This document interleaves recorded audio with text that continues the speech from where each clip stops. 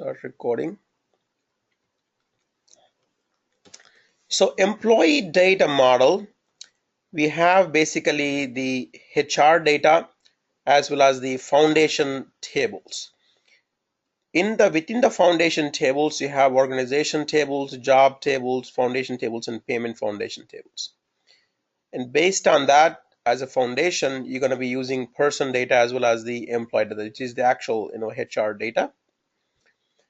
And then basically there are 7 data models that we talked about last time. One is the corporate data model. Basically it defines your foundation objects. To explain it very easily, try to, I know that they're using a lot of new terms, new terminology, but they should be pretty similar to what we are used to in the past. If you have any computer science background, if you worked in programming, or if you have done any IS classes, a foundation object is nothing but a table, basically. Okay, I'll try to simplify that as much as possible. So let me draw a picture. Okay,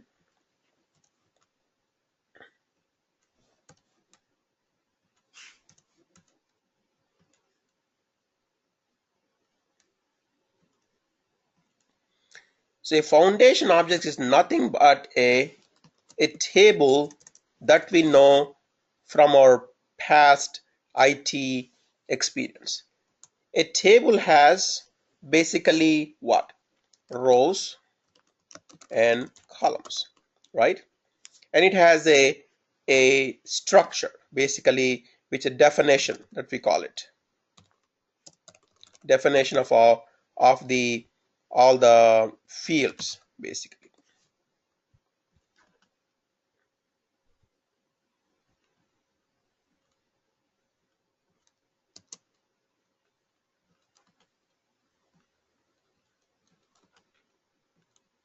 Okay, so foundation object is basically nothing but a table, and there are fields within the foundation objects. Basically those are fields itself.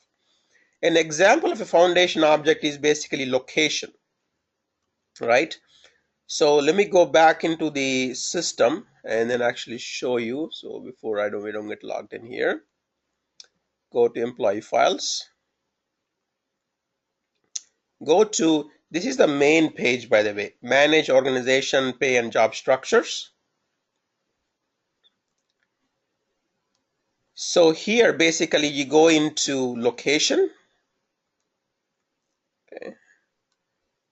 And basically these are all the locations or data within that particular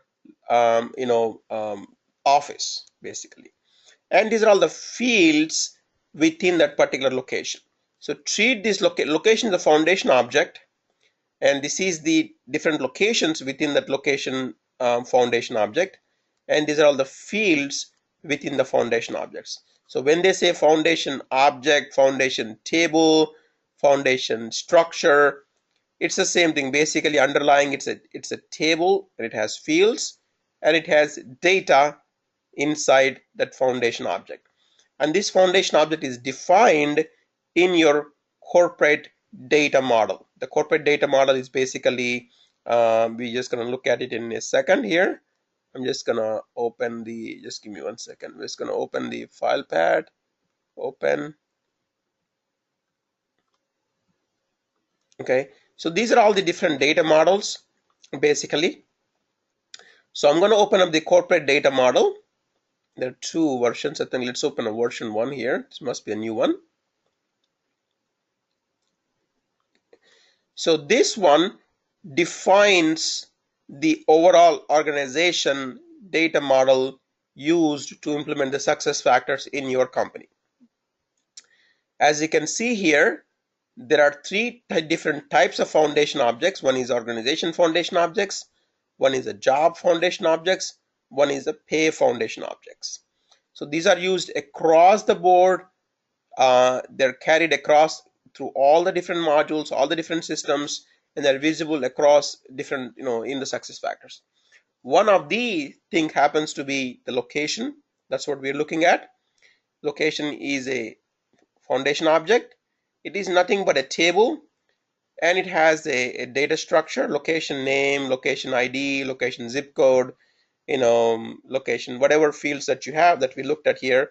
Those are all the structure for that location. And then when you're ready, imported the data model, you can also import the data within the data model. So to do that, you have to go into the go back to the admin panel,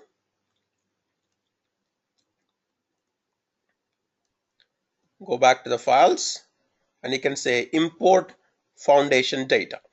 So basically you're importing the locations or the data into that foundation object. So if I have to break it down clearly, okay, I'm gonna insert text first.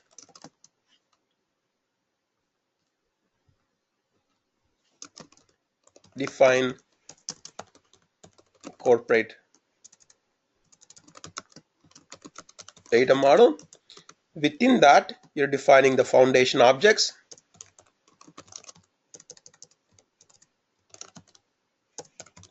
Foundation object is nothing but a table in itself, and that has a structure.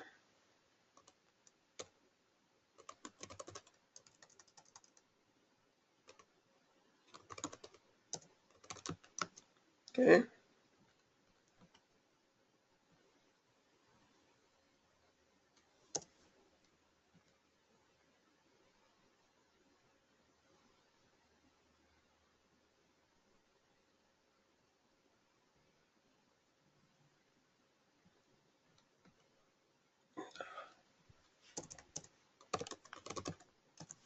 Okay. It has a structure, and basically it has nothing but the name of the different fields within the table.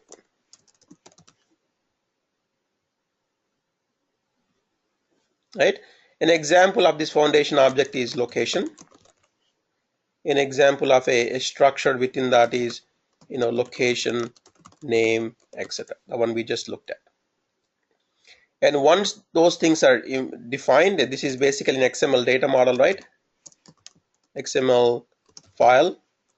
You import the XML file. Now you have the structure already defined, and now second is import the data into the table. So you can use the location data when you're creating the employee data, right?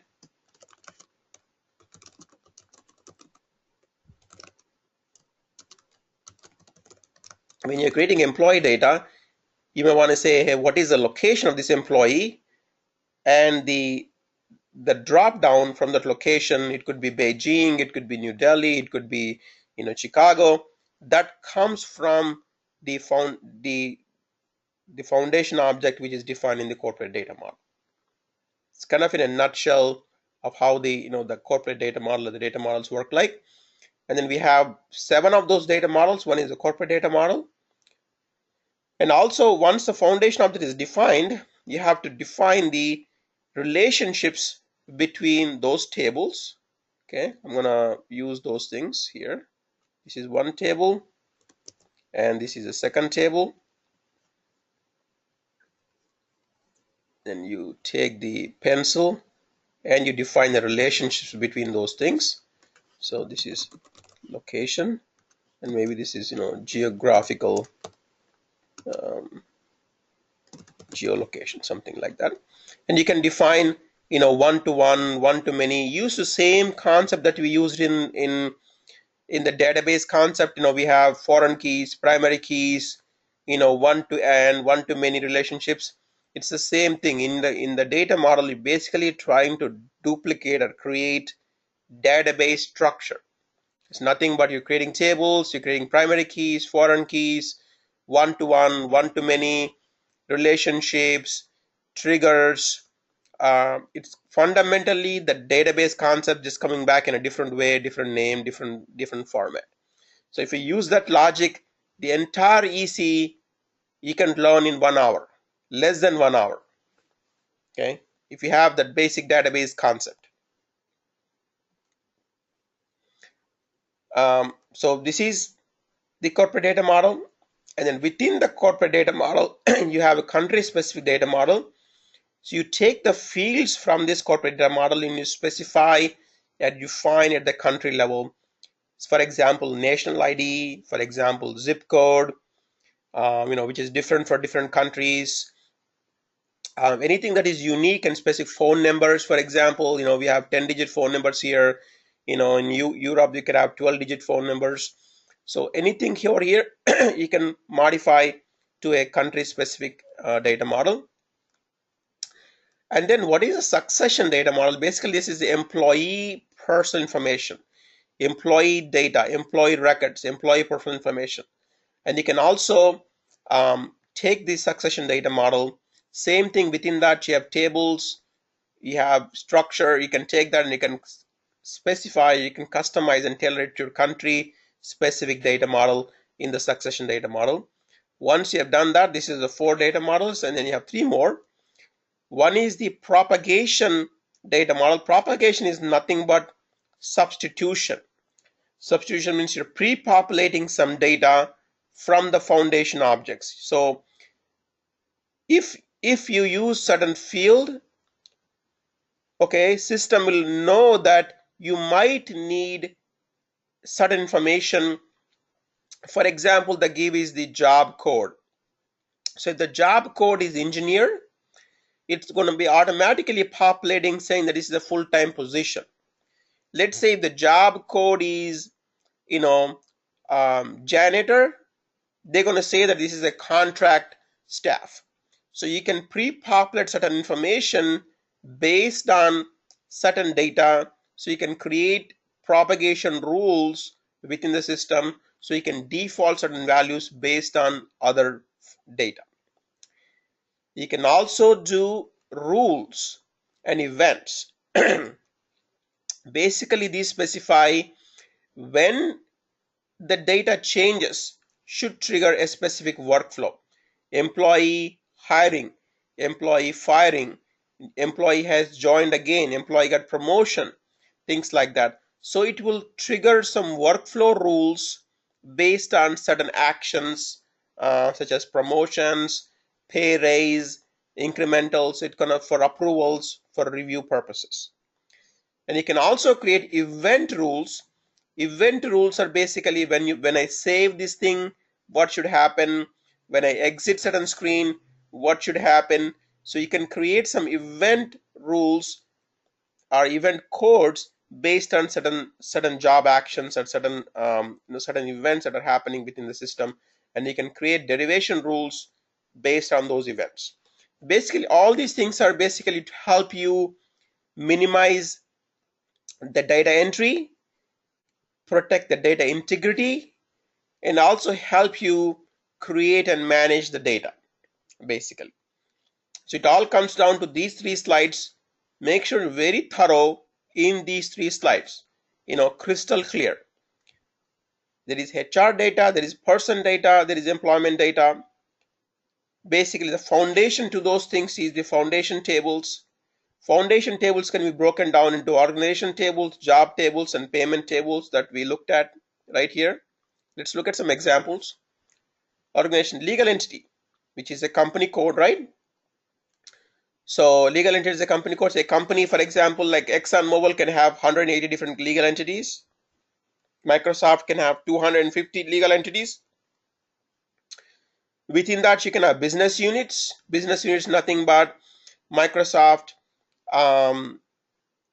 software unit, Microsoft sales organization, Microsoft Office, product, Microsoft cloud solutions, Microsoft, search engine solutions, things like that. You can have business units. You can have location group, which is basically North America, South America, things like that. You can also have geographical locations, US North, US South, US Central, India North, China North. You can have locations. Basically, locations are physical locations. You can have divisions within those things, departments, HR department, IT department, sales, and cost centers. Who's going to be taking any burden if there are any expenses in the within the organization. So make sure we're very familiar with this data. We have to create this data. Let's go look at some of the data models. Look at some of the data or data models. I'm going to go back here, go back into organization. Okay, create new what? Create new, let's say cost center. Okay, create new. Okay, right here. I'm creating a new pay code, not organization. I'm creating wrong one. Okay, let's go look at cost center. Doesn't matter what we're creating. So drop down. These are all foundation objects. You can create a new data object for those foundation objects. You can do that, or you can also import. You have both options. So give me some examples, Mahesh.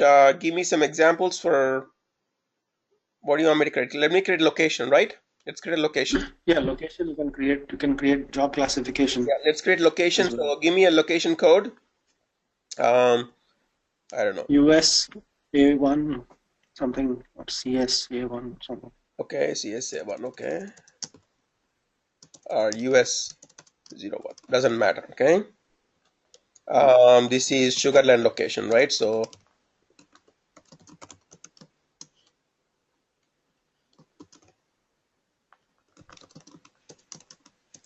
I'm Verity Solutions. I have a Sugarland location.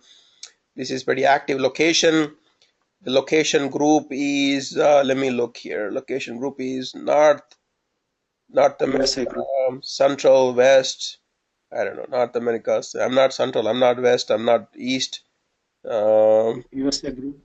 I don't know. I'm gonna select USA group. It's not right. I mean, it should be South, something like that. I'm in a time zone called Central. So Central right here. Okay. So what you can do, propagation is a good example right here. So as soon as you select, let's say South, South could be different zones. You can say it's South Central or Central Zone. And as soon as you select the group, the time zone should default. That's called one of the examples of propagation. Standard weekly hours, I don't know, 8. And geographical location, geographical zone is Latin America. I'm Central region. And obviously I'm in the USA, United States. And everything is optional here. Zip code is 77479. My state here is Texas. Let's fill it in as much as possible.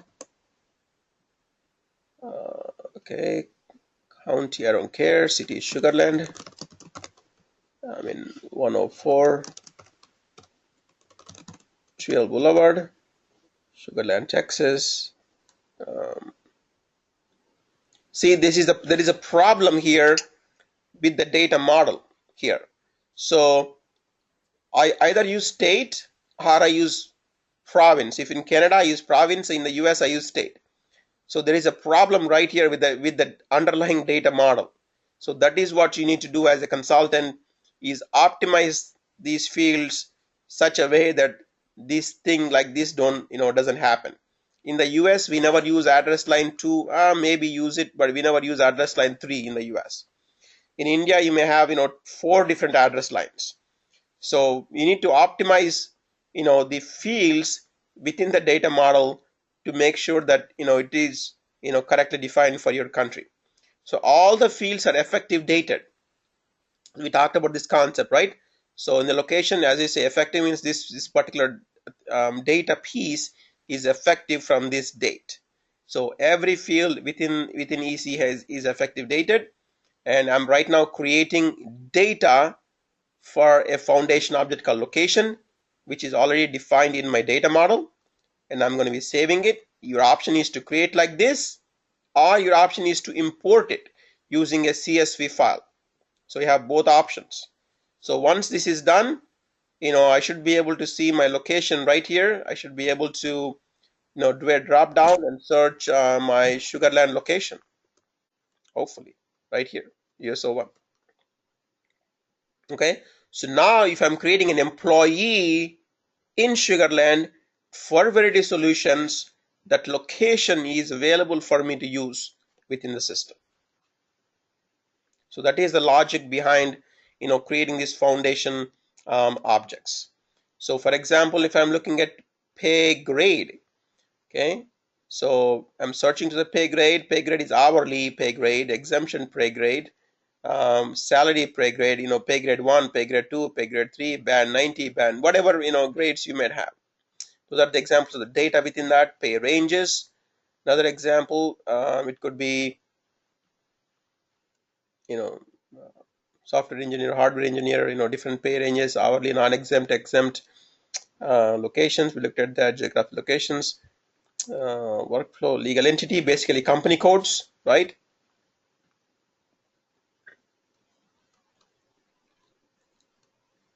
These are company codes. So for Verity Solution, there should be only one company code. For Microsoft, you could have 250 company codes. So, Microsoft Germany, Microsoft China, Microsoft India, Microsoft Mexico, Singapore. So you could have you create all the legal entities, right here. Okay. And divisions, basically, IT, HR, all the divisions within your system. So when we do the project, right, I'm going to define a project for you. I'm going to define a clear entity for you. Okay.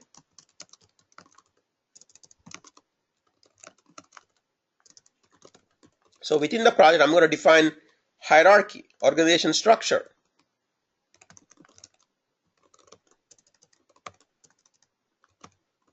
Organization structure.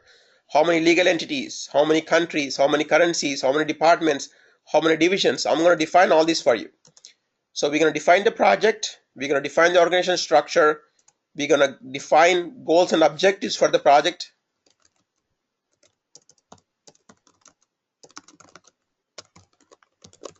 And scope. So basically, I need everything. I need goals, I need compensation, I need performance, I need EC, I need payroll. Let's do full-blown implementation. I need LMS, I need recruiting, so I need everything.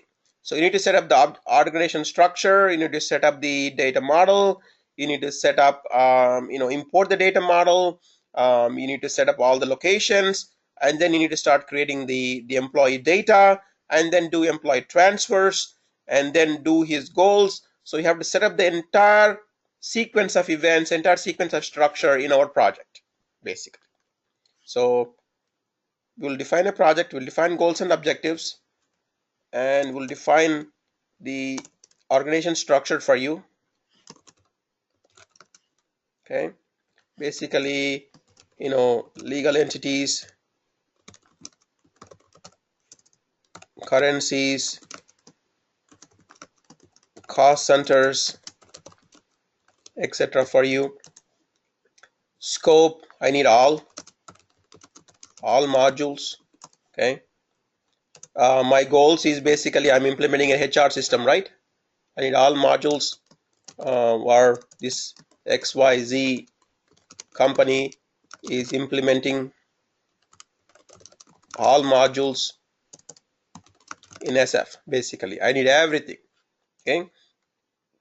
I will define a project for you, will define an organization project for you, and then you download the latest data model from partnered website. So you have to do that step. Okay, so I want you to get used to every single thing, not just use the data model that I gave you. So download the partner website, create or download and install XML pad, modify, actually design the data model first. Design the data model, modify the data model, import the data model, review foundation objects, right?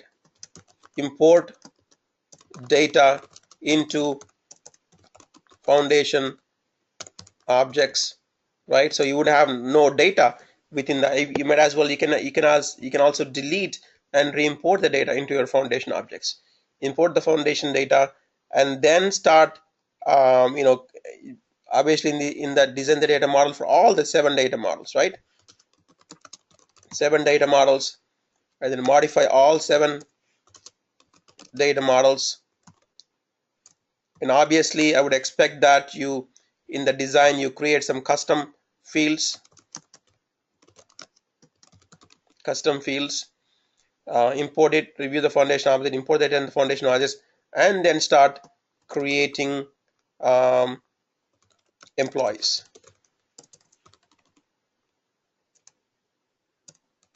Creating employees, and then do other things, right? Goals, performance, compensation, whatever, payroll, whatever. So you will do all those things. So kind of the sequence of steps that we have to follow, and basically you need to understand pick lists, all those things, review foundation objects, your pick lists, foundation objects, RBP, uh, role-based permissions. Role-based permissions. permissions, Event reasons. security, event codes, workflows. reasons, workflow, etc. So whatever, we'll look at all those things. You have to look at all these things and then complete the project. And this is what they're going to be asking you in the certification exam. Without certification, is success factors of no use, really. That adds a lot of value. It's kind of guarantees you a job almost. Your chances of getting a job gets to 100% if you pass certification exam. Just to quickly add, in a fresh implementation, you'll be downloading the data models from the partner portal. Yep. And then uploading it without doing any changes. And you do it only once. And then SuccessFactors releases patches or changes to some fields or some things on an ongoing basis every quarter. So you need to study the release notes, and whatever is applicable, you need to find those tags, download the data model which you have already uploaded in the past, make the corrections carefully, and then upload it back to the provisioning system. So this is the process for ongoing basis doing the changes to the data model. Yeah, before right here, define, download the right before design the data model. Okay, right here model. So before you import the data model, you have to log into. We looked at that.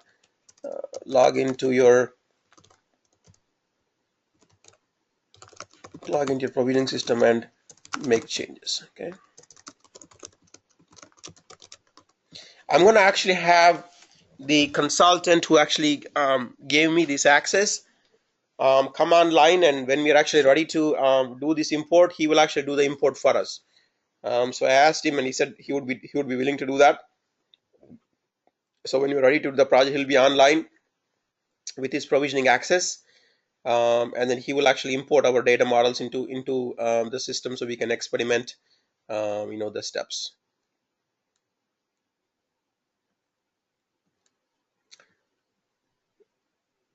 What else? Okay, so we looked at the basic. Any questions? I mean, it's pretty. I think I'll try to simplify as much as possible. Foundation objects and different types of this. Let's look at the other foundation objects. We look at the organization ones, the job ones, right? Basically, job classification, job codes, job classification, global, and job function. Let's look at these. Let's go back here. Let's go look at job.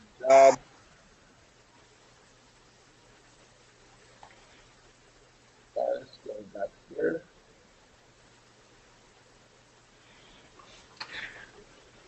Hey, I got a quick question. Yes, sir.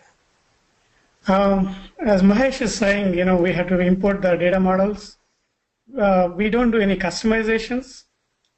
I mean, once we import the data models, say, for example, you are showing me the right within the data model. Yeah, within the data model, there are a lot of options for customization. They left a lot of custom fields within the data model. So we can do that, right? The example province, we can take it off like we don't need a Yes. province for us, so we can make it Yeah. visible. Right here, so you can see custom string 1. Okay. They left a lot of To 15 custom fields. ones. You can name it whatever you Yeah. want, these things. So basically, we can do customizations once we import it. Yeah. Absolutely. Okay.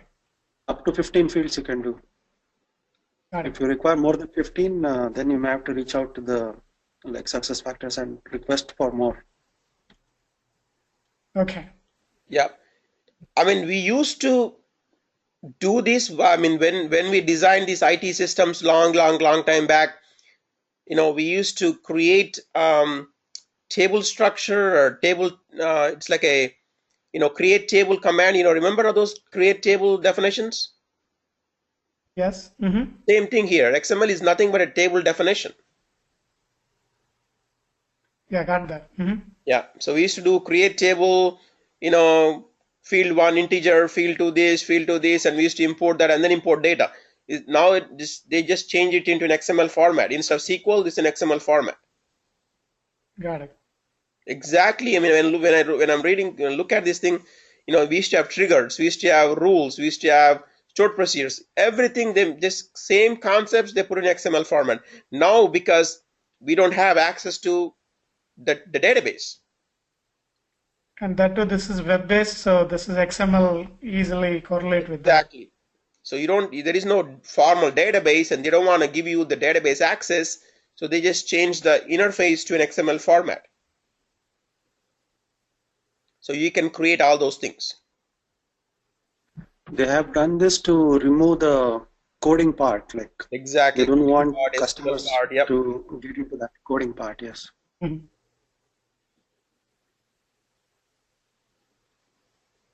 But yeah, there's a lot of customization available for you many ways. Here.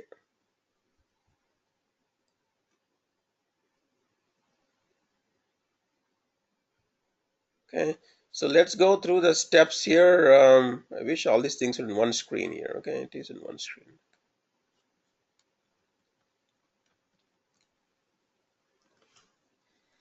So yeah, first step is log into the provisioning system. Now I'll actually show you this guide is pretty good actually. I kind of skipped through it.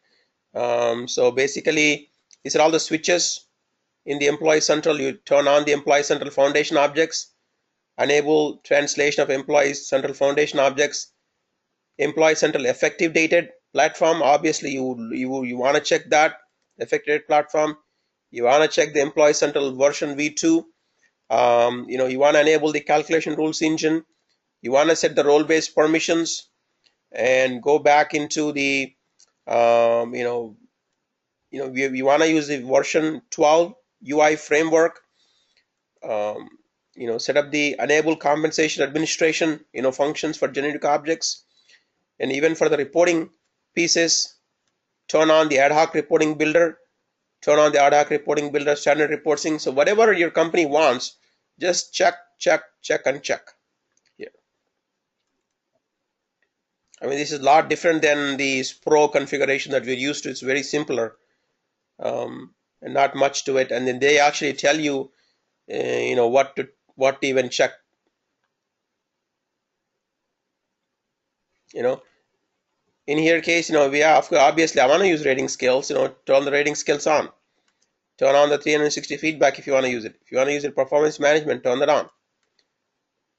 If you want to use calibration, turn that on. So turn as much as possible.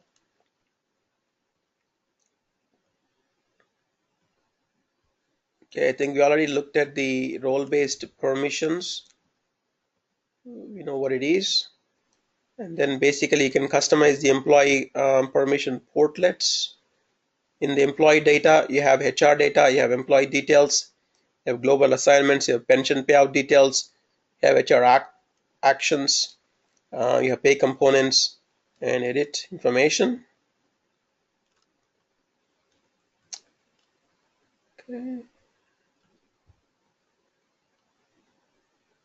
This talks about employee details, global assignments, take action, settings.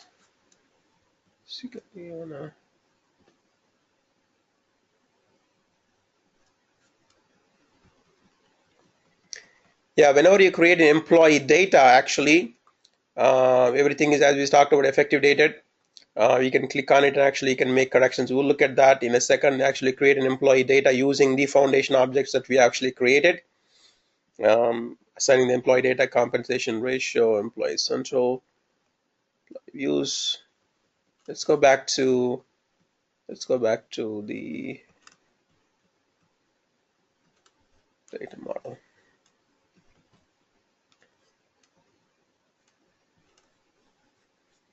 Okay, we talked enough about the corporate data model. Everybody should be very familiar with it now. We talked about the foundation data objects. You should be very familiar with it now. Broken down into org structures, job structures, and pay structures.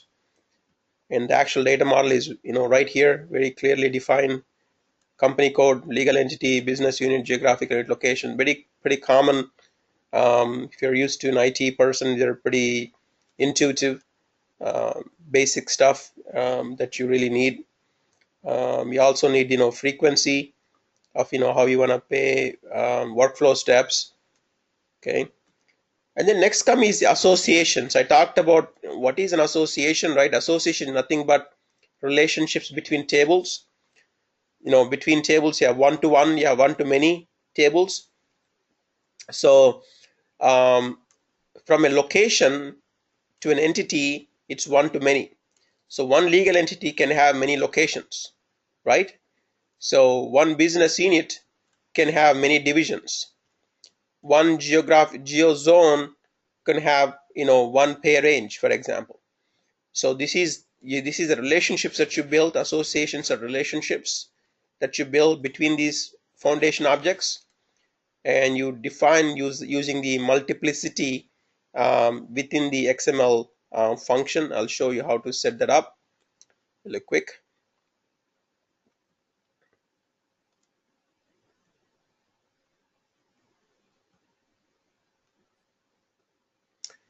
Right here, the defining association called many-to-many associations. The HRIS element is company. HRIS is, you define a tag called associations. You define the association ID, and the multiplicity, which is the relationship, is one-to-many. The destination is location, okay, and you close the tag basically. So there is a one-to-many between the company and the location field. This is how you define the one-to-many tag. You can define these are the keywords: one-to-many, many-to-one, and one-to-one. Those are all the keywords within the system. And you can define another one, here, location, destination ID is company, and it's called one-to-many. So let's see if there is an associations already defined in the data model here. Hopefully there are.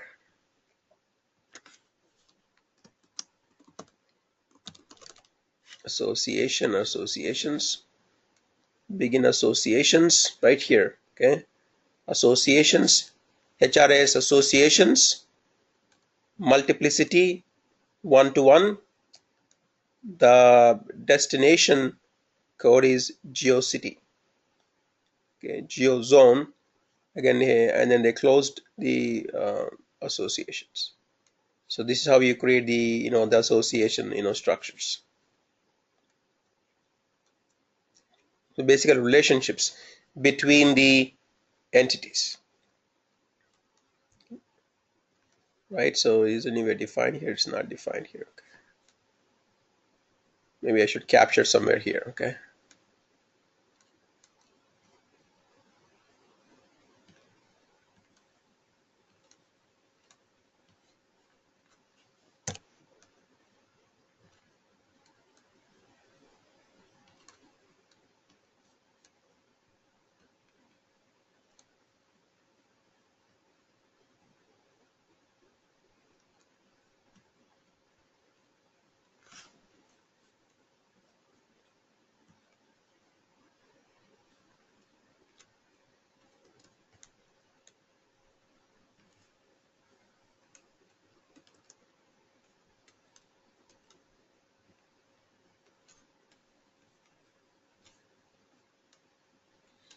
Again, I'll put this up. So just a basic, I'll just do a simple PowerPoint presentation with the basic concepts for you.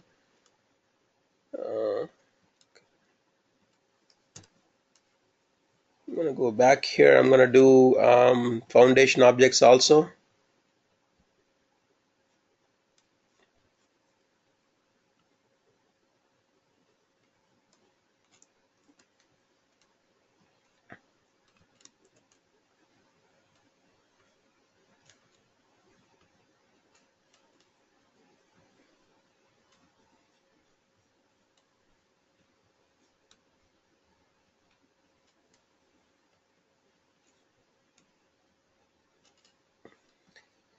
So right here, we looked at the data models, we looked at the foundation objects, and we looked at the associations, okay? So next step is the propagations.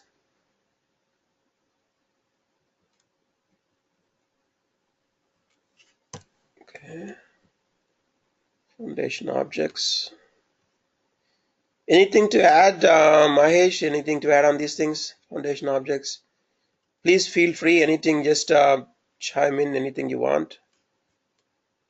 Yeah, actually, role-based permissions we need to add.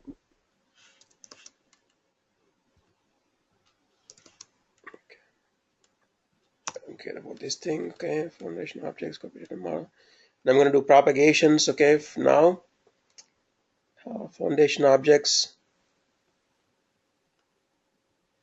Looked at associations, and propagation. Okay, let me get to propagation, then we'll get to the succession data model in a second.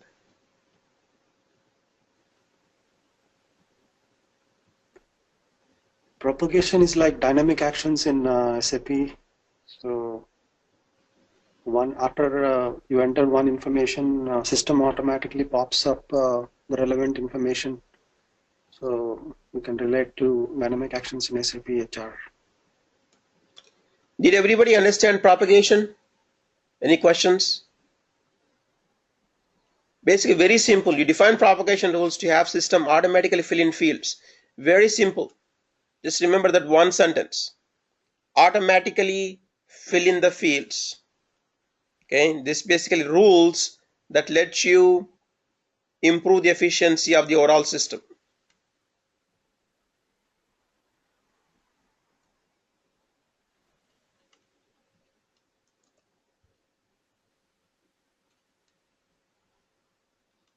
Okay, so the propagation rules, I'll put examples as well. How do you create a foundation object? How do you create associations? How do you create propagation rules? And now we're going to get into the corporate data model. Let's look at corporate data model. Okay, what that is.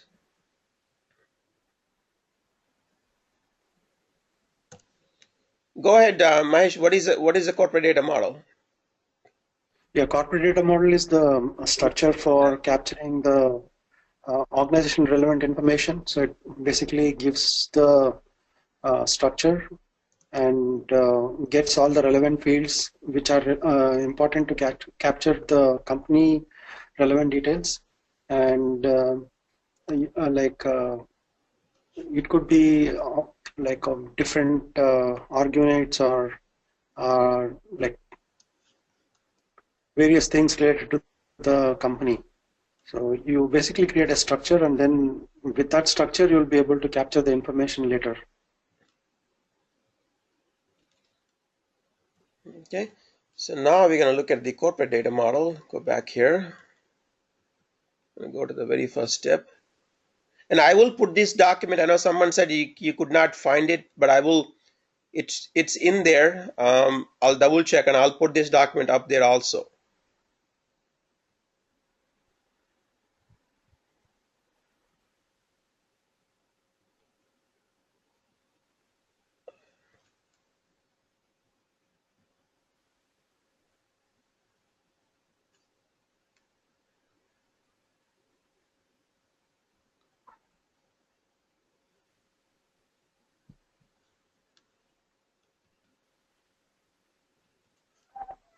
It is step three. Step three.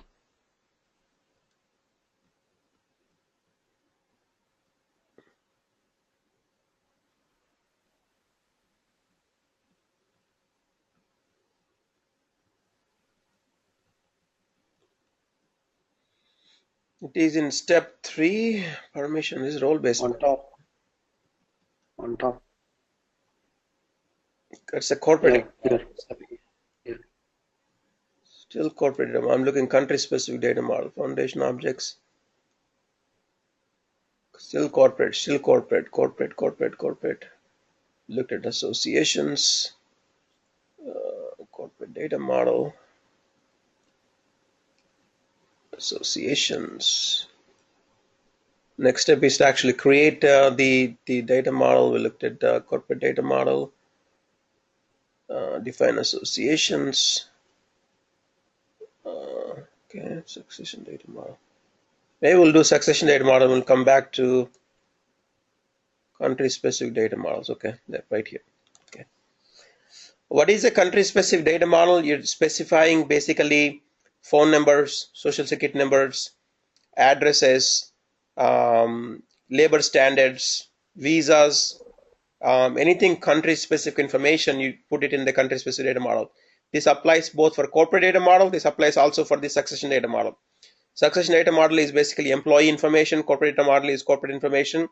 So the country-specific data model applies for both corporate as well as the succession data model. I don't like the name succession data model. They should have called it employee data model or something. I don't know. Kind of the name itself doesn't impress me. So I'm just gonna cut the country-specific data model, and I'm just gonna put all the concepts for you so you don't have to navigate all the pages, go back and forth. Okay, right, it should be pretty intuitive, pretty clear so far.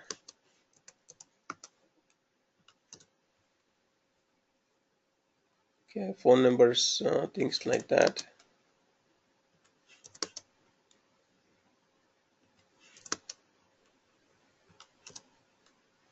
Okay, and then we're going to look at the succession data model. Succession data model is basically, let's go open that, the actual data model. Okay, give me a second. So let me close this corporate data model for a second here and open the succession data model. Okay.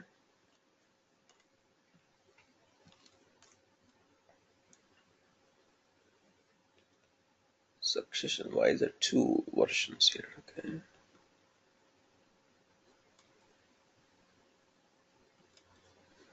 So I have the succession data model open. You can see in the XML notepad succession data model. Within the succession data model, so you have things like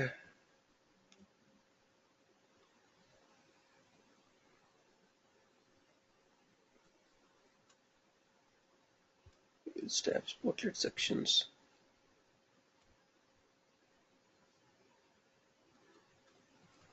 Yeah. So they have directly, actually, they have got directly country specific fields.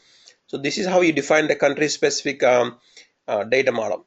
So here you specify the country equal to US, the group ID equal to national ID, and here so you're gonna be in the US, the national ID is going to be called social security number.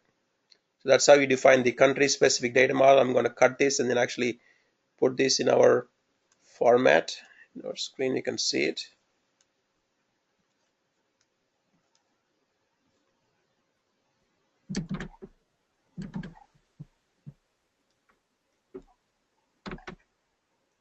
Succession data model, this is where you set up the data structure of data that relates to people working in a company, like compensation or address, and like country specific succession data model would be example of address or national ID, visas, and it could set up data models for company which is operating in more than one country. Like if your employee is like if you have a company set up in different countries, you may have to capture different company specific country specific details. Then you may have to have the country specific succession data model enabled or created or imported? Yeah. So within the succession data model, you have person data, and then you have employment data. Person data is very specific to the employee, right? Such as his address, social security number, date of birth, which is things like which is very specific to the person, and also has employment history. What is his job code? What is his hire date? What is his compensation? So anything related to his employment would be in the employment data. So there are two sections: person data, employment data. Person data has his basic, social security number, address, name, etc. And I'll cut this and I'll put this into the sheet. Okay, and then we can also see that in our presentation here, right? So this should tell everything. This is the succession data model: person data, employment data, and this is your corporate data model. And you can customize this to country specific data model. You can also customize this to country specific data model. You can actually see this here, blue. He took that and then he put it into two different sections. He took the orange and he put it into two different sections. And even for everything, you have the within the for all the different data models, you have the propagation data model. So very logically built. If you understand this particular slide, you understood EC concepts very well. This is a very well done slide. This one slide here.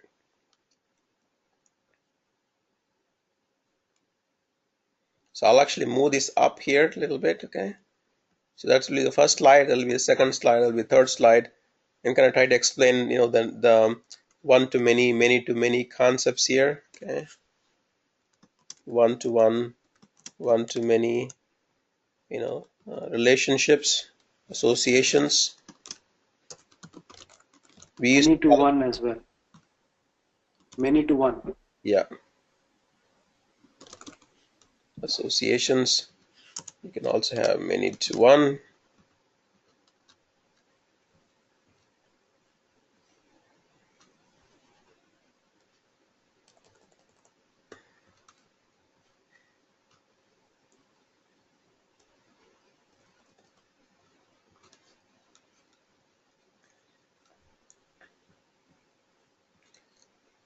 Okay, and then we got to the country specific data model. Control C, go back here, paste, and then we have country specific data.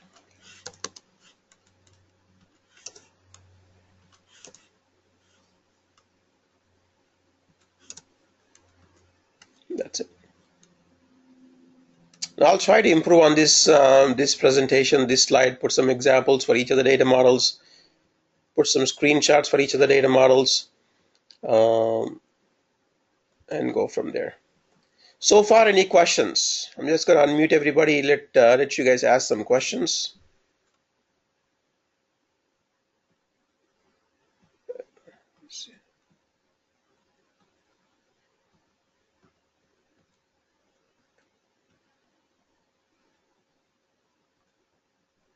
Okay, any questions so far?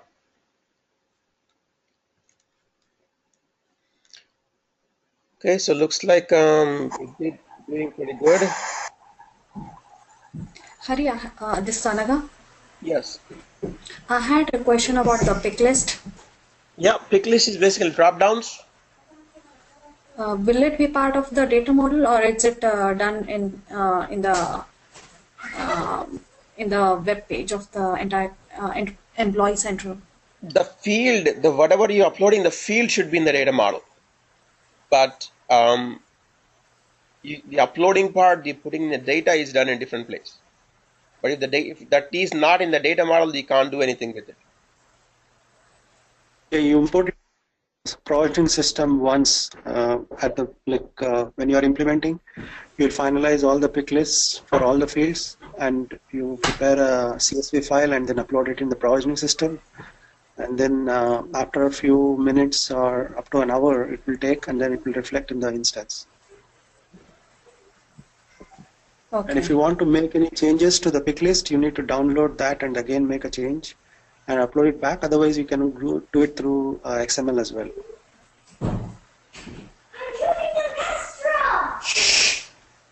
Okay. Let's go back to the admin tools, employee files. I can go to company settings.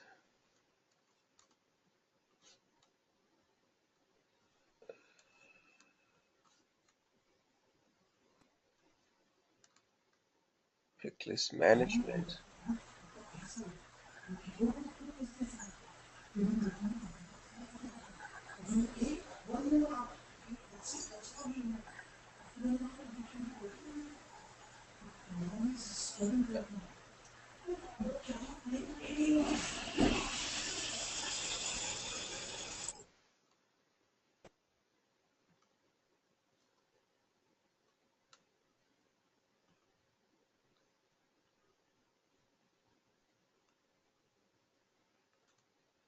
So basically, this is one of the examples. Is perfect example is currency.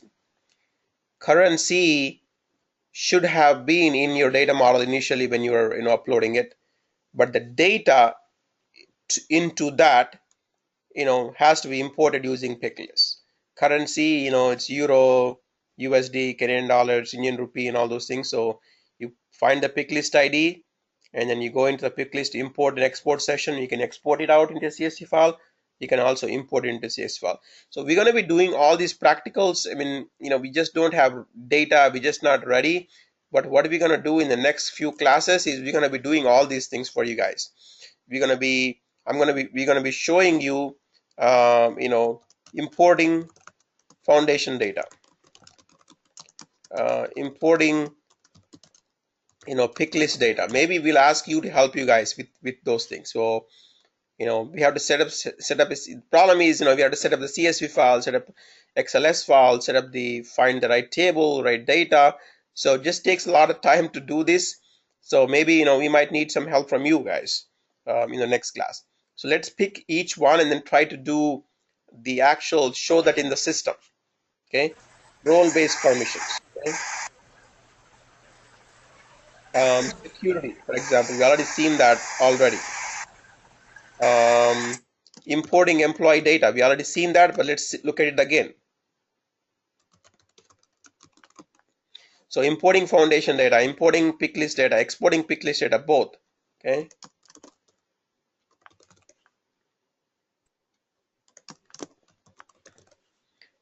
Exporting, importing employee data.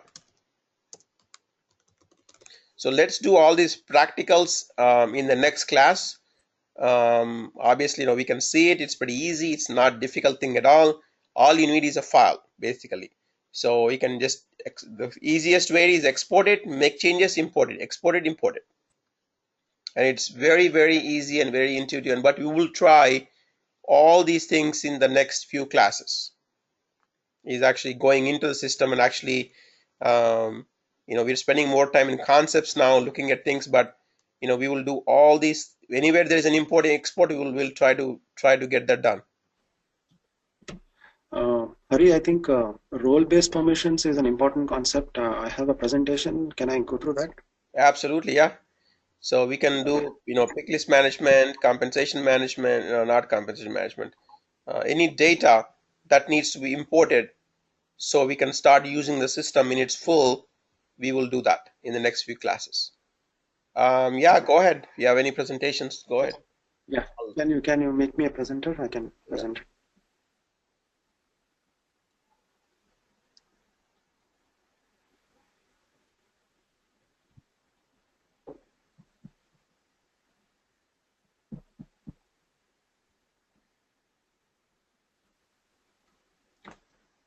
So, are you guys able to see my system, my screen? Yes. Yes, Mahesh. Yeah. So we'll be covering introduction to role-based permissions in this presentation. So the goal of this module is to provide you information with the concepts behind the role-based permissions, and then like what we need to do in the provisioning system, and what are the different things we do with regards to setting up the role-based permissions. So this is about the role-based permissions, and then what are role-based permissions, what are role-based security concepts, and other related things.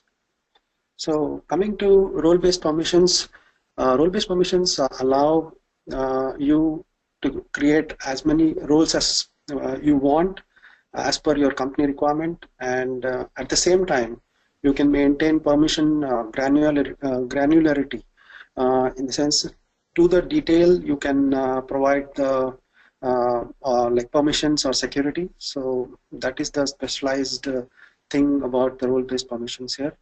And you can choose and control like what permissions you want to give, and also you can limit to that particular employee or employee group you want the access to be given to that manager. You can control to that extent, and you can like if a person is joining some say sales team or a finance team, and he happens to move to some other team, the permissions are very dynamic, and once he moves out, automatically it is taken out, and whatever group he joins next, the relevant permissions is granted, and the previous one is removed. So it does that dynamically within the role-based permissions. Actually, you can do that through this. And coming to the role-based security concepts, in between you see the green box, that is the role, and on the either side you see the user group in the yellow. They like you can control what data and functionality you'll be giving to the users, and it's generally a role is generally given to a group of users. Like on the left hand side you can see that there is a granted user circle, so you can give the access to the role to the granted users and specify for which target group you're going to give that role permission, and it can like assign permissions dynamically, and administrator can like define as many roles as required. And for an example, like you have US HRs and you have Germany HRs. So US HRs can view like all the US employees, whereas German HRs can view only the German-based employees. So like they can view performance rating information, or like potential rating information, or they can create the performance review forms. And then you can also define to what level or to what extent they will be able to view the information through the role. So the manager role in US can view all the level information, whereas the manager role in Germany can view only 2 levels of information. So to that extent you can control. And elements which are not in scope are like permissions managed through admin tools, employee profile permissions, and also performance management form template permissions, goal plan template permissions, and compensation template permissions, and recruitment template permissions. These are not in scope. And then how do you set up? Like first is enabling the role-based permissions. You have to enable that in the provisioning system before you can get the access in the instance. So like you generally like enable that in the provisioning system, and it will reflect after a few minutes or up to an hour in your instance. You need to log out of your SuccessFactors provisioning system and then log back to your instance. There you can see the manage role-based permissions pop up under the set user permissions in the administrative tool. And like this is you need to relate this concept, like you create the admin users first or the super user first in the provisioning system, and the supervisor is the first person who's going to log into the instance, and he's going to come here first and set up his own manage role based permissions. With this, he'll be able to do the administration and also set up security for other users as well. So after you enable, you grant the administrator himself will grant the permissions to himself. So he will do that through set user permissions and manage role-based permission access.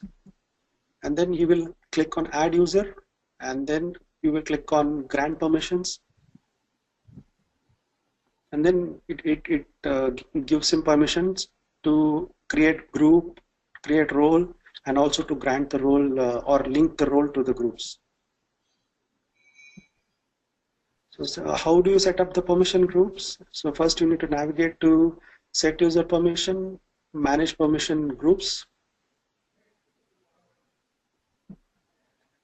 and you can like give the permission to the group based on the role-based security framework. You can edit, copy, and delete these groups as well.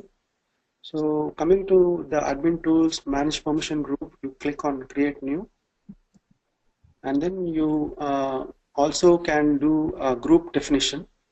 Like you can choose any particular groups and give the authorization as well. So in this example, you're creating a group for employees in US, and for the people pool, you pick a category like country. You can even exclude a group of people if you want from this group. And like you are choosing the country again. There are many conditions you want. You can choose, and you can give the like create the group. And then country is selected as US, and you can see that group membership is about 381. And once you're done, you click on done, and then you can get to that group, and by going to admin tools, manage permission group, that will be showing under the group name employees in US, and you can do all these actions like edit, copy, delete, view summary, and also view change history. And you can choose any particular department you want to give authorization to, or you can create a separate group, say HR in United States. And you can add another category as well if you want. And like country, like there is another category which is added is country, and it has 4 members, and you can exclude people as well from this group. And once done, the groups are created.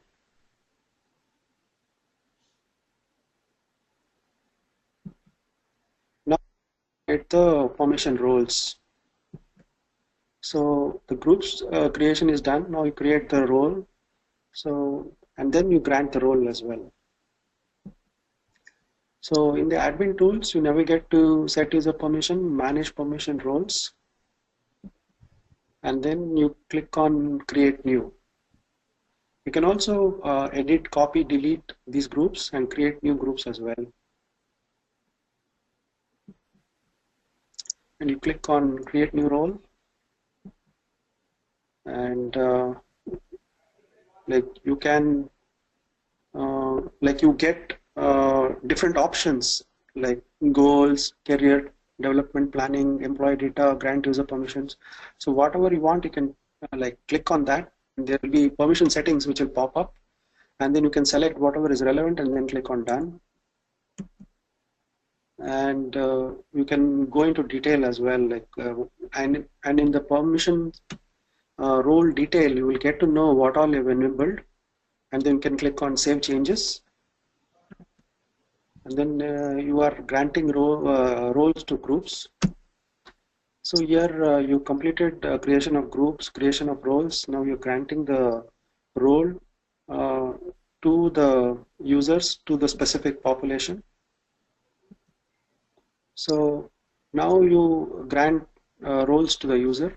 So the steps are like first you define whom you want to give the permission to, that is the granted users. and for which target you're queuing, like that is the target users. So you select managers and you select the population or the group which you want to give the access to that, to the role. And then you see that there is that granted users are given specific population roles to access. Like example is um, US manager can see like all the data, like dashboard information for the US only. So that's an example, and then you can click on save changes. That's about it. Done? So any questions?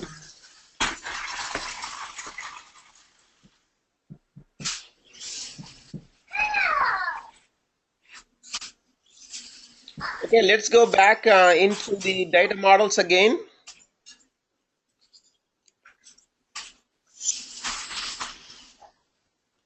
So we clearly understood corporate data model, country-specific corporate data model, succession data model, and country-specific data model, right? I want you to next assignment is write about each of these data models, and you have to put them on the website. Okay, I'm going to create a right now in front of your eyes. I'm just going to go create where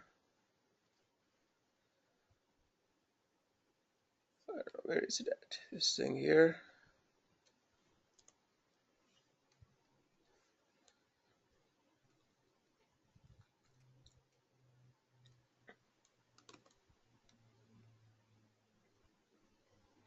I'm going to create succession factors assignment for EC.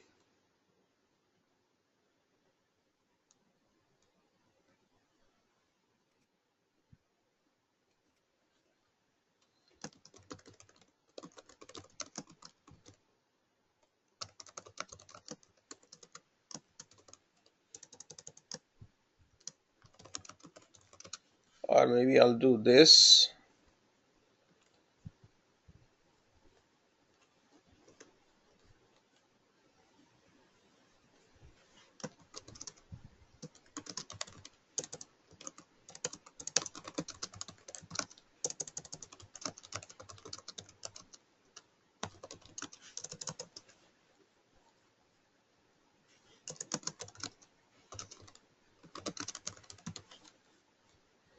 All 7 data models with examples.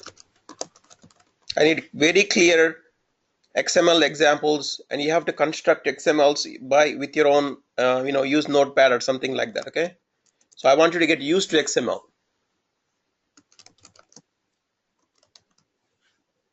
and don't cut and paste the XML. I want you to kind of, get to know the XML.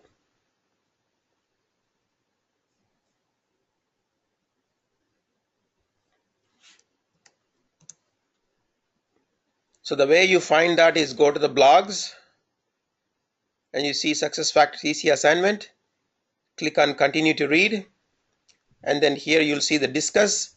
You log in, and then you can use any social media, Facebook, Twitter, whatever IDs you can have. You can log in, and you can post your assignment right here, so others can see it here.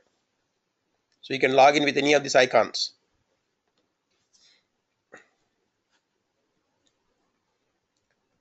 So let's go back to our, we looked at succession data model, we looked at associations. Let's go back to the beginning of the sheet. Sorry, I have to go back and forth. That's how this book is structured. So I have to go back. Importing pick lists, right? So let's look at that too. Since you brought up pick list, determine the information that you need in any drop-down list. We looked at currencies, address types, job relationships, events, anything that you have in a drop-down, you can import it. You create association between a data model and a pick list, and then you just import the pick list. Nothing but a simple table. You're just importing the data into a table. So nothing much to it. Again, this is a partner site link. I will show you the partner site link next class. So there's a lot of information in there, wealth of information in the partner website. It has clear videos, instructional manuals, data models, pick lists. So excellent information. I'll show you that in the next class. But here you go, company list, pick list management, and you import the pick list. Basically, it's a CSV file. CSV is a comma delimited file. Data, and just import it. It's nothing much to it. Okay. Basically, like this is how the pick list sheet is going to look like, and then just import it. We'll look at these examples in more details in the next class. We'll do all the examples for you. We'll do dry runs for each of the different modules. So after pick list management, what's next? Pick list management, foundation objects, propagation rules. Did we look at the propagation rules? Let's look at the propagation rules. I think we did talk about it. Associations. Let's look at propagation rules. Okay. Propagation rules are nothing but it defaults, as I talked about. If you put in a location code, for example, Sugarland, it should default the CST, because we are in Central Time Zone. Basically, based on certain parameters, you default certain data within your data model. So that's called the propagation rules. So you define the propagation rules to fully automatically fill in some fields and information data such as job information, job classification, CST, time zones, currency for that country. If it is US, currency is USD. Very simple, right?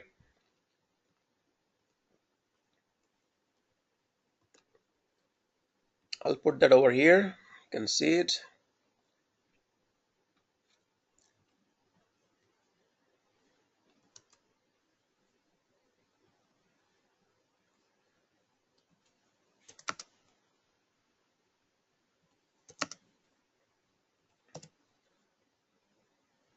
Yeah, from next class, I'm expecting demos from you guys, as we talked about, both in terms of assignments and in terms of contribution, both. Okay. Next class, prepare for 15-minute presentation on topics. You can show us anything: importing an employee, importing a pick list, importing a foundation object, setting security, logging into the admin panel. Anything that you feel like you want to contribute, you can do that next class, 15 minutes each other. If you don't get into the system, your certification is hands-on, and you would struggle basically. So without certification, your chance of getting a job is maybe 10%. With certification, it jumps to 100%. When you're almost guaranteed to get a job with certification. So I would strongly recommend doing hands-on from this week. End of the presentations, end of the lectures, right? It's time to get hands-on.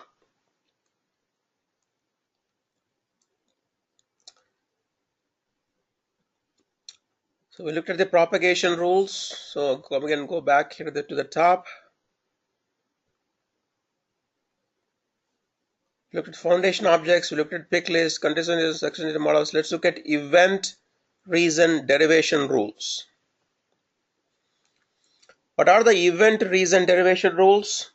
Basically, changes, job classification changes, salary changes, personal life changes, employment status changes, okay, assignment changes, demotions, furloughs, hires, any of these events, okay, based on these events, you can create some derivation rules. You can create some actions based on these events, basically. Okay. Yeah, it's similar to action reasons in SAP, and you create event reasons for the events. There are about 24 events, and then you can create custom event reasons if you want to, or use the defined ones already there. And event reasons are mandatory for you guys. Yeah. And even if a company decides not to create an event reason, the admin has to have a an event reason in place in such reasons. So it's a good correlation that what you described. event reasons. So whenever there is an event happen, you got to have a reason for that particular event. And you do that. So go back here. So let's cut and paste so you guys have it handy.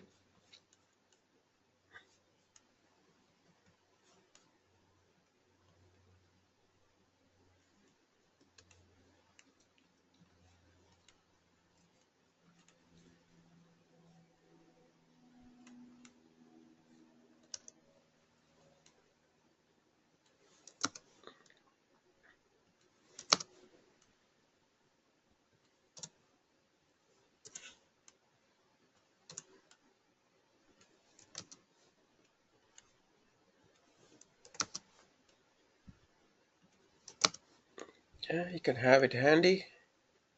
I'll upload this presentation, send it to you guys. We looked at propagation rules, event derivation rules, succession derivation rules, and then what else? We're missing one more thing.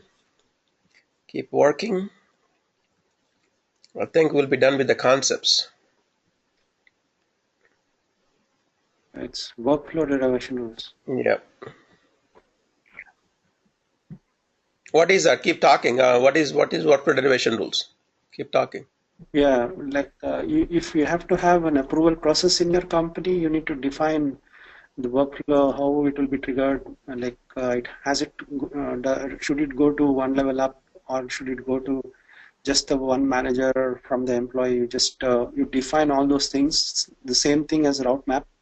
Here also you define the steps 1, 2, 3, and then you bring in the roles. You say what action needs to be taken, and like should it like you have CC role, you have edit role, you have like view role. So you can define those things.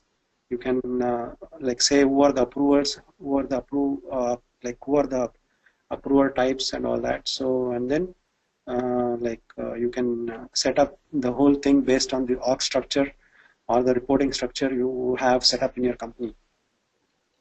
So basically, yeah, you're setting up the approval process. Yeah, approval process or mechanism in your company. Yes. So here you're defining the trigger for approval workflow. So what is the mechanisms? What is that triggers the workflow that requires an approval? Anything like, for example, my personal changes.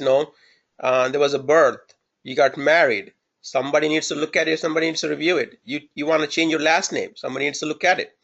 So anything, any type of event that you need to Yeah, it's a simple example is somebody separating, and like it has to go through his manager, HR, and also should be notified to the IT department and like the security department to deactivate the user from the system. So you have to set up all those items and the roles through which the workflow has to be triggered and put to completion. So if somebody is separating, automatically everybody in the chain needs to be informed. So that's how, and like that, same for like hiring, like that for transfer, like that for any events for that matter. You can set up workflows for any events if you want, and for any approvals like LOA or like any changes in the job or work or position or org unit, anything for that matter, you can set up a workflow. Yep. And you define it as a role. It easily means an employee, like employee's manager approves it. If it is a dynamic role, system automatically determines who the right approver is. If it's a dynamic group, same thing.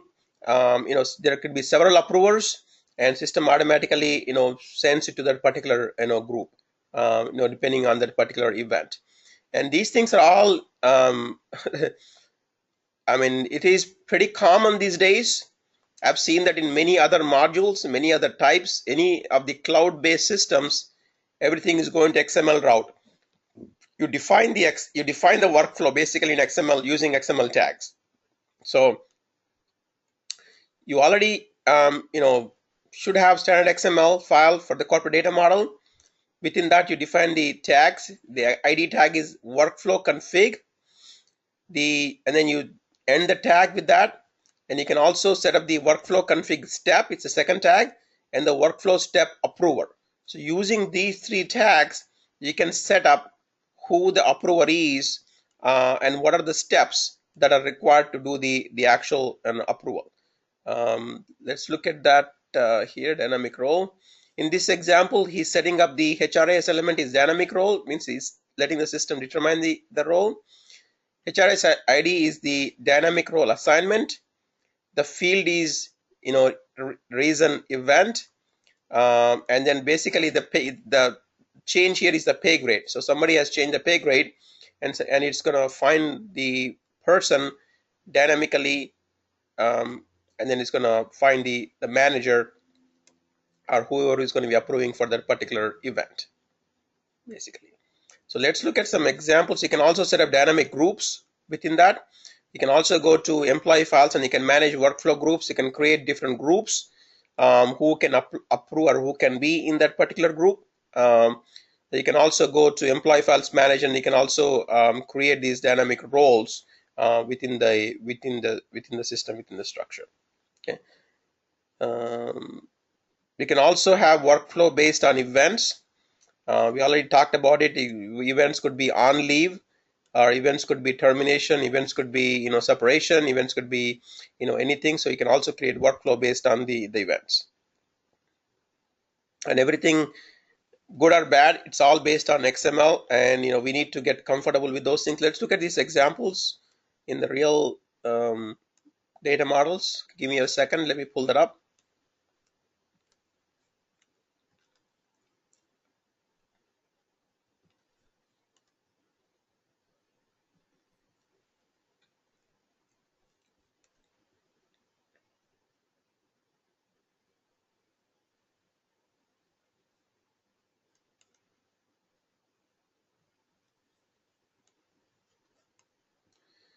Okay, I pulled up the workflow data model. Have many different tabs now: corporate data model, succession data model, workflow rules, data model. In this one, they have defined a rule called rule ID equal to rule 61, which is an address change. Basically, the the true output is address change. The conditions for this change is or, means if any of these fields change, then it triggers this workflow. You change the country home, you change the address 1, you change the address 2, you change the city zip code. These are all the conditions for this rule to be triggered. And once this rule is triggered, you basically find out, or you basically put in who needs to approve it, or where it needs to go within the system. And you can define multiple rules within the system. Let's, in this rule, for example, there is a promotion pay, okay, and there are demotions, and there are transfers, for example, departmental transfers. So if this particular ID or the field has changed, it automatically triggers a rule and finds the right role or the group person to trigger that particular event. So this is the way for you to customize or make impact on the entire succession data model. Just give me one more second. Let me bring up all the data models so we can see it.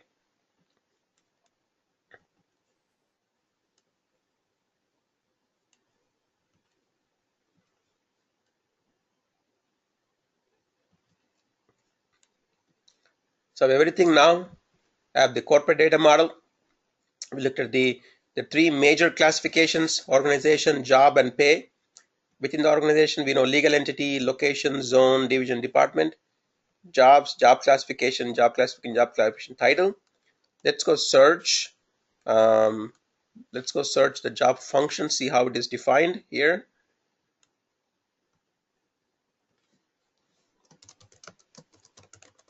Job function.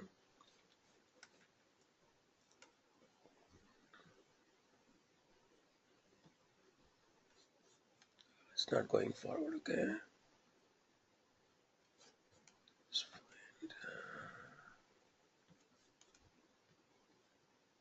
Job.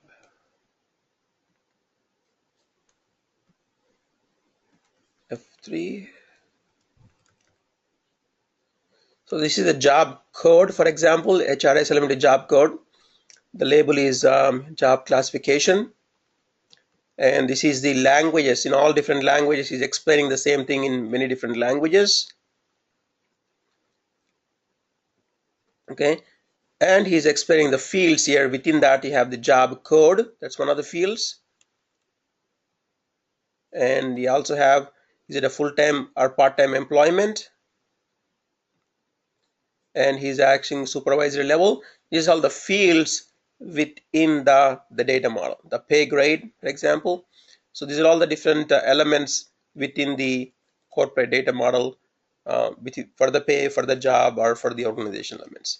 So here, each one is like a table. Within that, you have structures, which are fields. And once you create those things, you can customize the fields. And that also links to the portlet, where you're actually displaying the information within the employee information. Then you import the data within those models. Let's look at the succession data model. Here, this is the succession data model, as we talked about, has two different classifications. One is the person, and the employment. And within the person here, you can see is defining the employee national ID, which in the US we would call it social security number. In India, you could call it a PIN or PIN number. And you can display the format. You can display the reg expression for those things, and you can display the the home address, for example, for this particular person, and how do you define this. This is where you need to customize for different countries if that particular element is very specific to that particular country. And then we have the workflow rules. We just talked about it. Rule number 61, rule number 42, promotions, demotions, address changes, position transfers, position reclassification, promotion codes, pay, raises. So a lot of different rules that have been set up, and the field that is impacted, that triggers this particular workflow, is defined in the workflow rules. Propagation rules, we talked about defaults, how things will be propagated. For example, this is the propagation rule is pay component. This is element ID. And for example, if he's in the US, and if he's his salary, depending on the country, he can drop down or populate the currency code for that particular employee, where is he going to get paid. And also the frequency. Let's say if all the employees are getting paid in a frequency as bi-weekly, you can put, you can default bi-weekly based on certain job code. So all the permanent employees would be monthly, all the supplemental employees will be bi-weekly.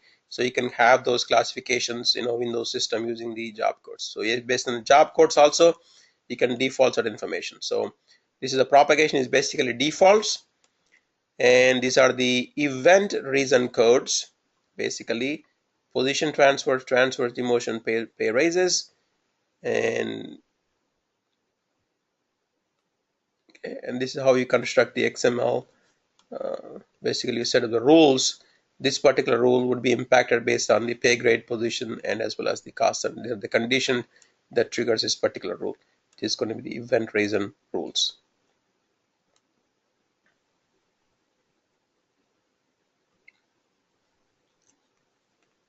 So get familiar with the XML. All the different XML files already imported them, and right now these are all already imported for you into the system. And if you want to make changes, we can have the person with the provisioning ID available to us, so we can make the changes and see the impact of these changes. And we're going to start getting into individual things such as importing the foundation data, importing the pick list, importing the employee data. We're going to look at that in more detail examples. Let's go log into the system now, see if we covered everything. Employee.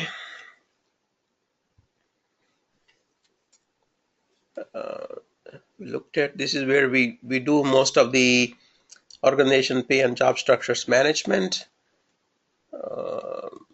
This is where we import the foundation data. This is where we import the translations, the language translations. And this is where we're going to customize the employee central. Let's look at those things. Okay.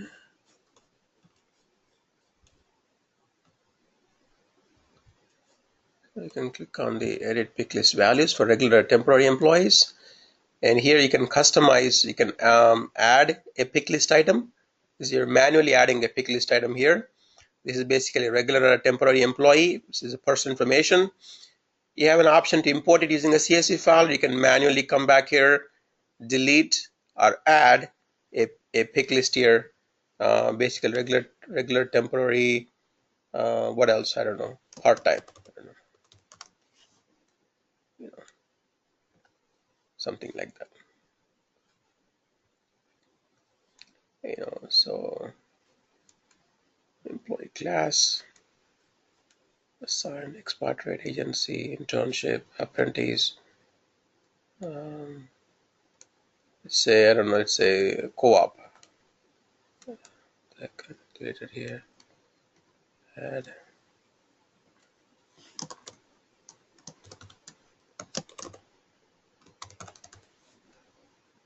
Co-op training. Okay. So you can also come back here and customize directly without importing using the pick list option. Okay, I'm going to be done. So this is where I got into. This is the old way of doing things. Somehow system is throwing me into this particular admin tool, but this is very nice actually. I really like this interface. Everything in one central place, right? It's very, very, very nice.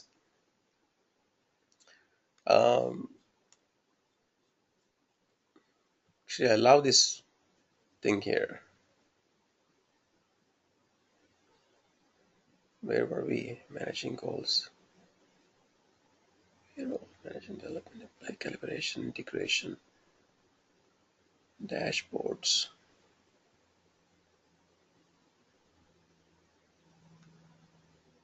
Employee files. This is where we were. Configure employee files. Hari, this is Anaga. Yes, Anaga. So in order to add a list of options to that particular ID, do they need to have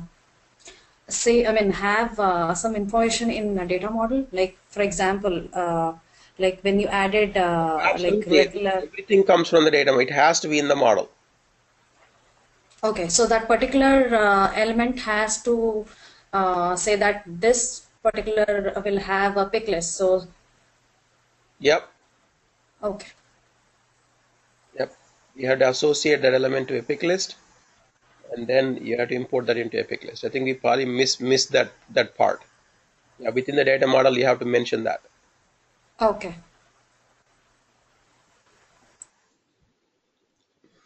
Here you define the layout of the employee files layout.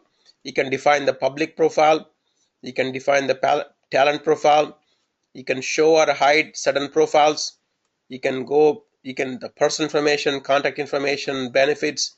You can decide to show or hide. So obviously benefits, you don't want to show it to public. So you can take the public profile. You can go click on the actions, edit, and this is how the public profile is going to be for an employee. So when I go back to myself and look at it, this is how the public profile is going to look like. And you can say if you want to show this or not. You want to show this, org chart, who he reports to. You want to show all his tags, if you want to show his badges, merit badges, what awards did he receive. And you can add a photo. You can make it, standard only. You can customize. This is customizing of the public profile of what information people can see and what information the employee himself can see or not. So this is the designing of the employee files layout. How you want to display information in the employee files tabs.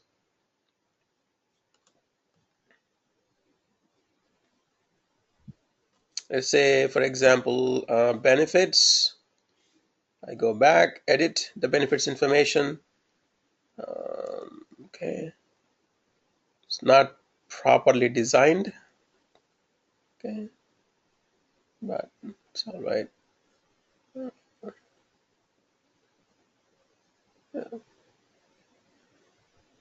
So basically, this is the user profile information, flexible spending accounts. If he has any benefits information, benefit selection that he might have, you can just click add information. So what the employee can see in his self-service when he logs into the system.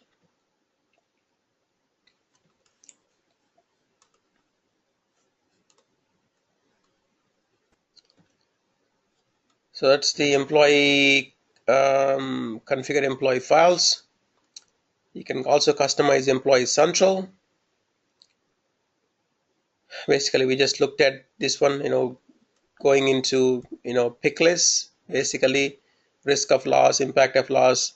So you can come back here and add, edit pick list for any of the values within the employee central, or you can download from the pick list. Either can, both options. Go back to company information. You can change the business rules. Oh no, what am I talking about here? Okay. Define employee fields, employee portlet permissions. What is employee portlet permissions? This is like this, basically the screens employee, can see. For example, this is the address. This is how the address portlet is going to show. Click on edit, and you can change what address, city, zip code would be in your employee portal. Okay, you can save the settings. Go back.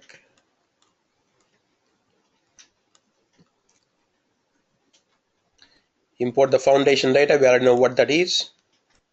You can do mass changes, import, export data, manage sequences. I think pretty much these are all the workflow groups. We just talked about creating the workflow groups, workflow requests, manage jobs, sitting arrangements. So I think we should be familiar with all these. The main thing is this one. This is the biggest thing. Get used to this one and get used to this one.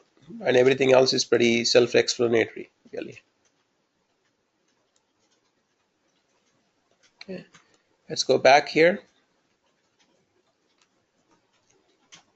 Here you can create a new data element for your main master objects, location, geographical locations, pay rates, pay groups. Let's say pay grade. I don't know, pay grade, grade 99. Grade 99. Pay grade 99. That is active. And pay grade level is, I don't know, level 99, something like that. And everything is affected. You can effectuate it to future, or today, or past. So very nice feature in the system is it's going to expire. Everything is effectuated within the system. Very great level.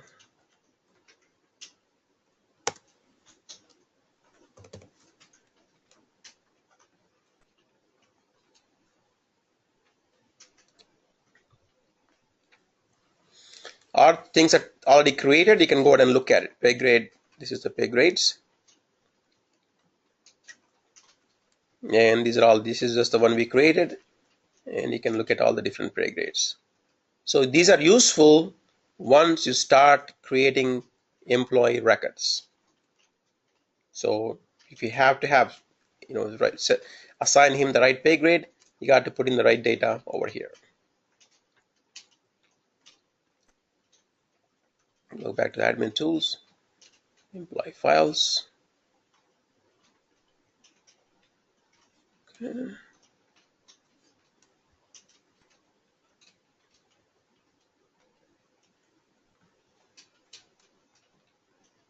So let's add a new employee. So if you have created all the right information, okay, basically the company that comes from our data model, right? So when you're doing a project, you have to create, XYZ company. You have to assign that XYZ company to this particular person. You have to have an event reason. I'm hiring a new person. first name, last name, and eventually, his pay grade and all the information would come in once you move into the job information as well as his compensation information. So go step by step, and this is why we do all the back end work. This is the output of what we're trying to accomplish, is create an employee file. So we can go through it, and we have 30 more minutes. So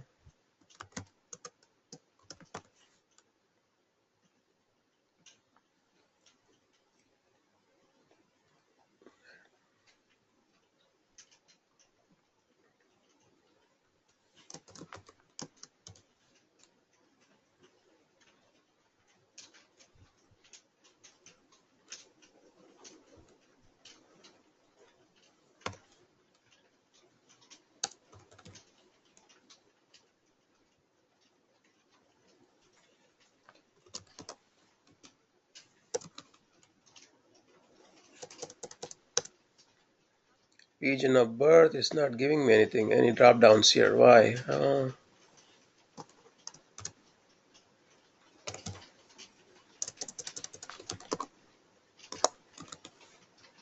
Okay, I don't know why it's not giving me anything. It's not required anyway. Hopefully this is there. It's not giving me either. Why is it saying city is Houston is showing red? Doesn't make any sense. Something wrong with our data model, right? Yeah, something wrong with our data model. Yeah, success in data model needs to be corrected. Yeah, something wrong with the data model. So if the data model is incorrect, this is what you're going to get, basically. Data type is wrong. Have we imported data models already? Yeah, data models are already imported. Yeah, Yeah. everything is imported. So we may need to do some corrections and then import again. Yeah. Yep. Yeah.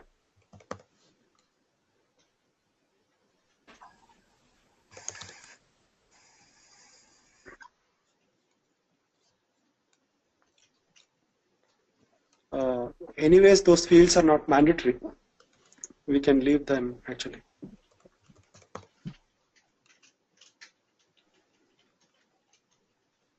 Okay. Yeah, we can leave, not mandatory, not mandatory, not mandatory. Go next. Now it's asking for person information, not mandatory, not mandatory, not mandatory. Email type is personal. Okay.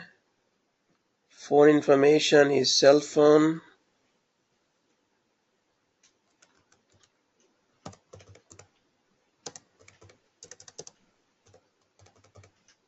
Depends on the format, depends on the country. Not mandatory, not mandatory, not mandatory. Home address type. Country is United States. Looks like you're updating country field. Okay, that's fine. Nothing mandatory. But yeah, there is a serious problem with the data model. That's why. Okay. So it's going to frustrate users, right? You're seeing why. So your users are going to be very, very frustrated because there's too much to fill, too much redundancy, too many errors. So not a very good optimized data model. This one.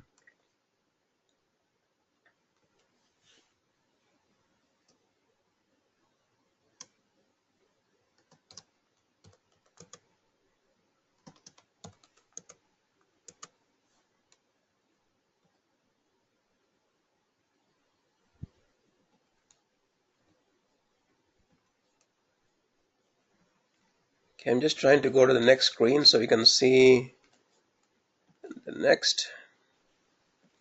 Address city is required. Address city is required. Okay.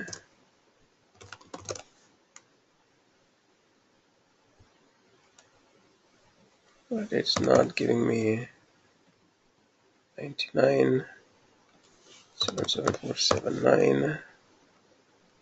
State is Texas. Okay, county, United States, 104.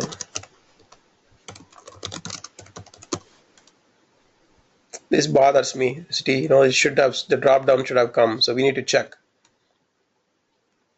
That's not required, not required, not required. Next. City is required, zip code is required, but I did put in zip code.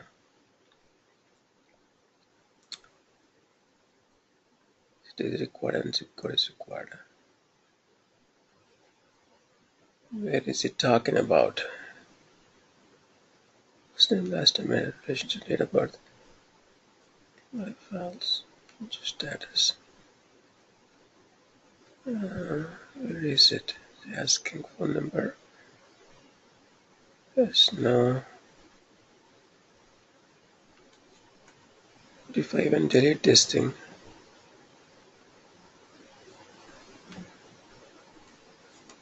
Okay, let's see if we can proceed.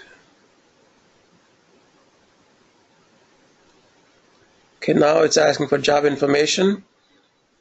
Hire date, original start date. Okay, nothing required. Business unit is required. So looks like I know for sure this has been populated already. So ACE marketing division not required. Job classification. No results. That's odd. Okay. So if it is not required, I think we got to go populate this job classification. And then pay grade. So this should come up. This is the one we created, 99.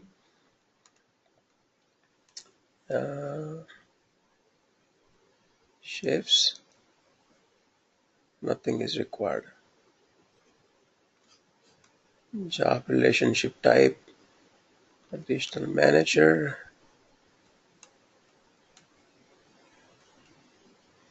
Admin user. Work permit information.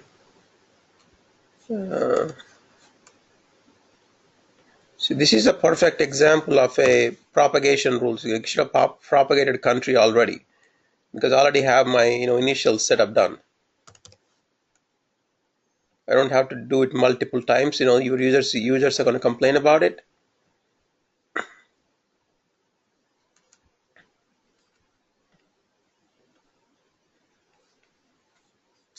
Okay, as done the visa. I think it's going to complain about it for sure. I do next. Job classification. Yep. There is no selection. Okay. Okay, nothing. See, the only way, again, for this is we have to go back to our organization management, and looks like job classification is it's either one of the pick lists within the the job section, and we have to update the pick list and come back here and then enter the information. Otherwise, you can't proceed further down. Yeah, that's part of the corporate data model. We need to correct that one. Yeah. We need to add the pick list there.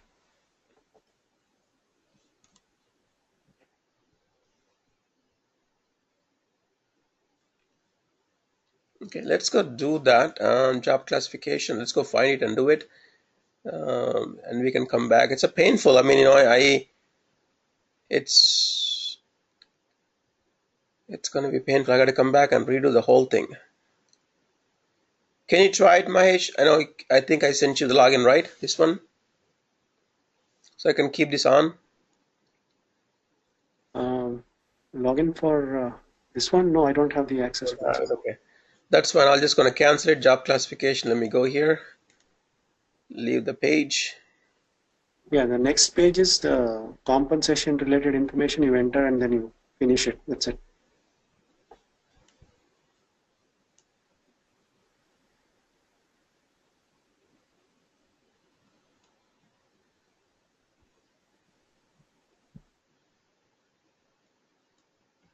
Let me do that over here.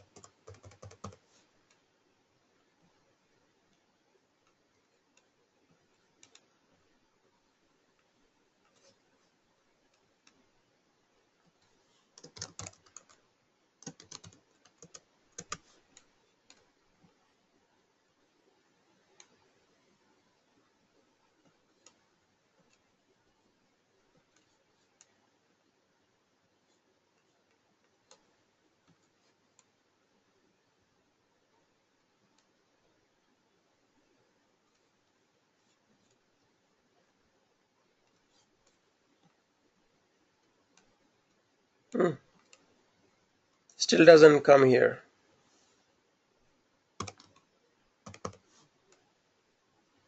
Odd.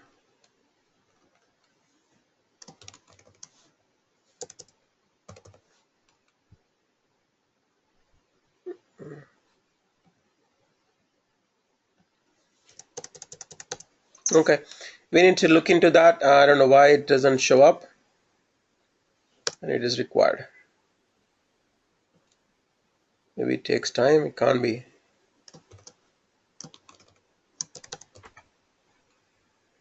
Okay. Probably log out and log in. Probably that would. Doesn't make any sense. I mean, just a pick list, just a data piece of data. We'll figure it out. We'll do a dry run next week and stuff. Troubleshooting for you guys. Just make sure you get the concepts right. The reason why we do this, all this, whatever we talked about, data model, country specific data model, section data model, corporate specific data model, workflow rules, is to do this, to create an employee record and then take actions, transfer, demote, give him pay raises, and then that triggers workflow and that triggers rules.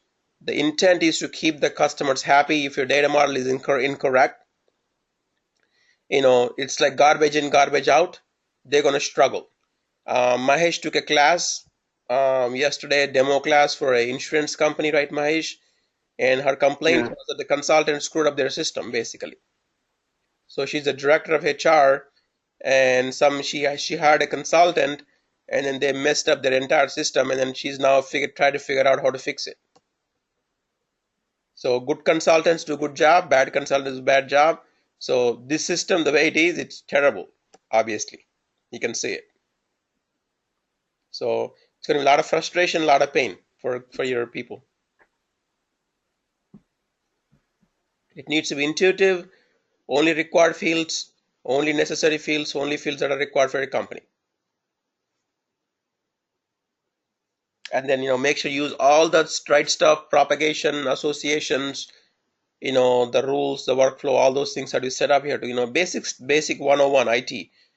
Sit with the users, understand the requirement, show them the business process, take all those things, customize it, put it in the system. And because we're working with this company, insurance company, we'll talk more about it, and let's try to implement their system as our project. Okay. Her name is what? Some AC insurance company. I don't know, whatever company, that insurance company. Some ACE insurance company or something.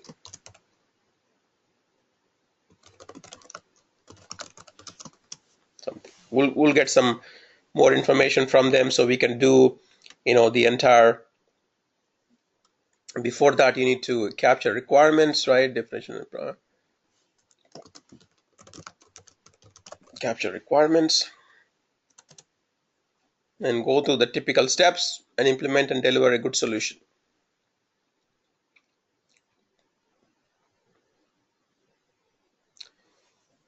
Okay, so I will upload this for you guys. Read. Get. We need to just include BizX implementation methodology there. The steps are. Yeah, absolutely. Yeah, implementation methodology, capture requirements, define employee, and then what we're going to do is also integration. We didn't teach you integration, so I'm going to show you integration. So we're going to talk about Dell Boomi. We're going to talk about HANA integration suite. Cloud integration. Yeah. Integration suite. And SAP, then add-on 3.0. Suite. Whatever. Okay, we're going to look at integration. I have the full document, the integration document, right? That I already uploaded. So we're going to look at that. PI, whatever. So we're going to look at how to integrate. So right now, the way we are creating this one, this is not how you're supposed to be creating data, right? All this data should be coming in from someplace else. It's going to come from your core HR legacy system. So that's where the integration comes in. Nobody is going to be sitting in there keying this information. So this data should come from your integrated system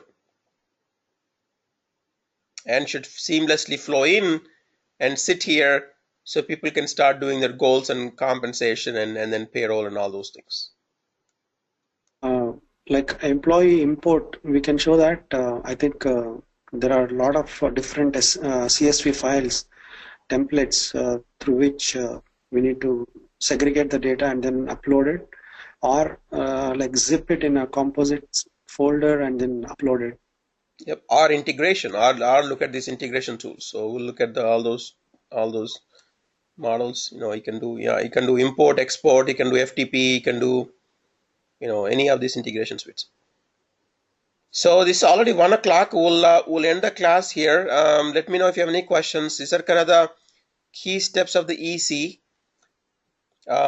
Make sure you understand this particular slide, and this slide and this slide. You're very familiar with the concepts, and read through this documentation and the integration documentation. A lot of work, but you guys signed up for it, so.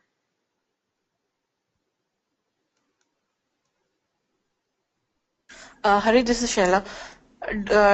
Is this document already shared, the EC implementation handbook? It should be there. If not, I'll put it today. Yep, should be there. On the Google Drive you're talking about? Okay. Yep, whatever I have should be there, but if not, I'll double check everything. Hari, this is Suresh. I didn't find that one there, so that's what I emailed you. So we can double check on that. Let me see right now. Okay.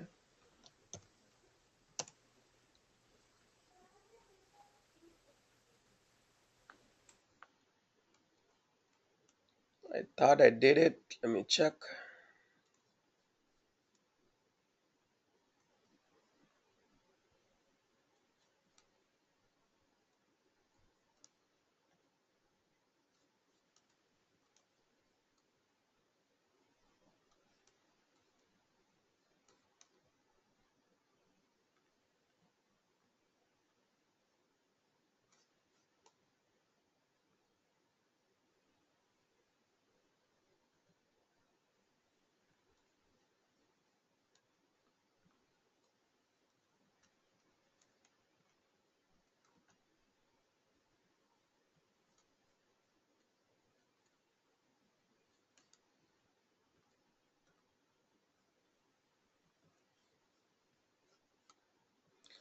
Okay, it's there now. It's uploading now. Okay.